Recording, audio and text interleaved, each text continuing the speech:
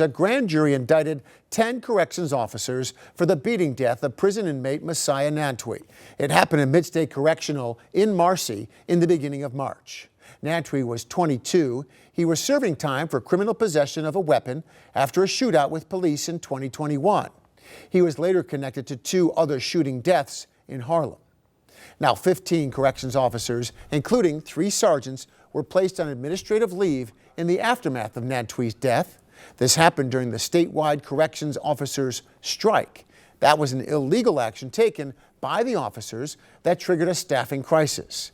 The National Guard had to be called in by the governor to staff prisons because so many officers were on the picket line. Well, during the arraignment in Oneida County this afternoon, we learned the charges each man will face. Jonah, Levi, and Caleb Blair face murder in the second degree, along with several other charges, including manslaughter. Thomas Eck, Craig Clemich, and Daniel Berger's top charge is manslaughter, first degree. Other officers, Francis Chandler, he faces a gang assault felony. David Ferrone and Nicholas Vitale are facing a conspiracy charge. Michael Eifert is charged with tampering with evidence. Donald Slauson charged with intent to defraud. Overall, there are 12 counts that were read to the defendants today. Now, details related to Nantwi's beating death are extensive within the court document detailing the injuries he suffered after being struck dozens of times. The special prosecutor, Oneida County DA Bill Fitzpatrick, talked after the court was done today. Many other corrections officers, apparently intentionally, either turned off their cameras, placed them in an area of concealment, or simply looked the other way. Kunkel ambulance personnel responded to the infirmary following a call at 11:36 a.m. At approximately 11:47 a.m. and at that point detected no signs of life in Mr. Nantwi. It was determined by the Oneida County medical examiner that Mr. Nantwi died from traumatic brain injuries as a result of violent blows to his head, as well as at least 69 other serious blows about his body. The I-Team's Connor White was at the courthouse. He joins us live in Utica tonight with the latest. Connor? Matt, that beating that you just heard DA Fitzpatrick describe, he says that happened all unfolding in just a matter of seconds, with everything going from calm to total vicious chaos. It's the second time in just a few months that corrections officers in New York State have come to this courthouse in Utica in handcuffs to face charges related to beating a man to death with depraved indifference for human life. 10 officers face charges in the beating death of 22-year-old Messiah Nantwi at Midstate Correctional. A grand jury alleges that the emergency response team arrived at Messiah Nantwi's cell the morning of March 1st to respond to a disciplinary issue that was already resolved. 7, 8 CERT officers go into a room. I don't think it's unreasonable for a civilized society to expect that the inmate comes out alive. And in this case, that didn't happen.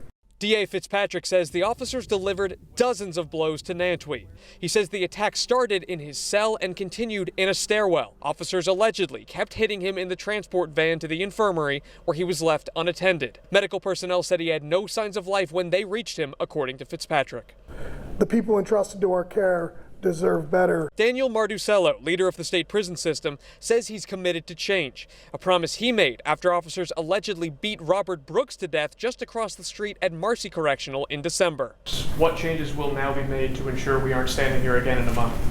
Yeah, so when we began down the road of really doing a culture assessment after the Robert Brooks case, we hired external law firms to conduct a full review of the system, which is currently underway. They're looking at our policies, our procedures, our training. The special prosecutor overseeing both cases says he now sees issues with the system. I don't think any rational prosecutor could stand in front of you for the second time in 6 weeks talking about cases that have remarkable similarities and say to you that everything is fine. An activist representing Nantwi's family, unable to make it to Utica from New York City, says this kind of brutality routinely goes unchecked. It's a normal thing that happens in prison, that a lot of incarcerated individuals put in complaints over and over and it goes unheard of. Some officers, depending on their charges, were released on their own recognizance. Others, if it was afforded to them as an option, posted bail. All are out tonight, expected back in this courtroom, Matt, later on in May to consider plea deals and the evidence against them. Reporting in Utica, I'm Connor White. Serious charges and a grave outcome. Connor, thank you. Now, in addition to murder, the 11-count indictment spells out in great detail how each of the 10 defendants are accused of trying to cover up the crime. Our Hannah Devani is live to explain those steps tonight. The grand jury and prosecutor believe each man were part of it.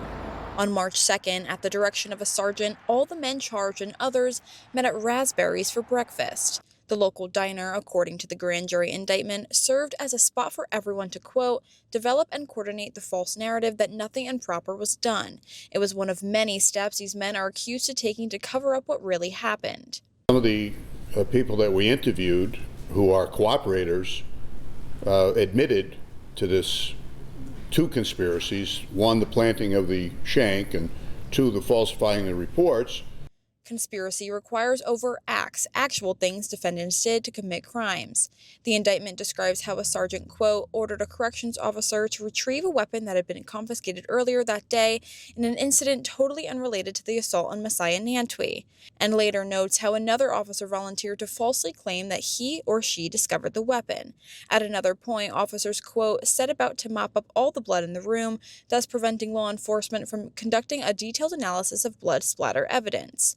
All of these accused crimes occurred to help complete required reports that the COs had to file whenever there is a use of force incident. Being a prosecutor, I want to prove things with facts and statements and eyewitnesses, and they kind of looked at me and said, well, it was kind of understood that we do it that way. I mean, that's not good enough for a jury, and I'll present more proof than that. But that to me is problematic. If convicted, these crimes of conspiracy, tampering with evidence, and falsifying reports carry much lighter sentences than murder, manslaughter, or gang assault. But at trial, this could be crucial for prosecutors to show a jury steps they believe the defendants took to cover up these more serious crimes. Once again, these men pled not guilty to the charges they face. Reporting in New Hartford, I'm Hannah Devani. Thank you, Hannah. Appreciate that. Live where that conversation took place. Well, continuing coverage now with Marcy Correctional Facility. 2 former Marcy officers charged in the beating death of inmate Robert Brooks. They were in court this morning. They're asking for more time to consider a plea offer. Michael Fisher and Michael Mashaw have been charged with manslaughter. The pair have been granted till the end of the month to consider their plea deal offer by Judge Robert Bauer.